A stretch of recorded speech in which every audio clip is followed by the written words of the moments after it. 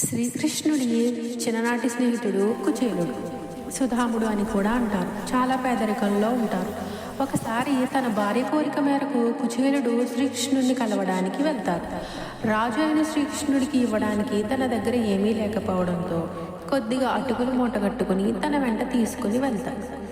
శ్రీకృష్ణుడు తన స్నేహితుడిని చూడగానే ఎంతో గౌరవంతో ప్రేమతో ఆహ్వానించి స్వయంగా పాదాలు కడిగి ఆతిథ్యం ఇస్తాడు. కుచేలుడు సిగ్గుతో తను తీసుకెళ్లిన అటుకుల మూటను దాస్తుంటే కృష్ణుడే బలవంతంగా తీసుకొని ఎంతో ప్రేమతో తింటాడు. కుచేలుడు తన కష్టాల గురించి కృష్ణుణ్ణి ఏమీ అడగడు. కేవలం తన స్నేహితుడిని చూసిన ఆనందంతో తిరిగి ఇంటికి వెళ్ళిపోతాడు. ఇంటికి వెళ్ళి చూసేసరికి కుచేలుడి పాత ఇల్లు కాస్త బంగారు భవనంగా మారి ఉంటుంది. స్నేహంలో ధనిక పేద అనే భేదం ఉండదు. అవతలి వ్యక్తి మనస్సును చూడాలి తప్ప హోదాని కాదు.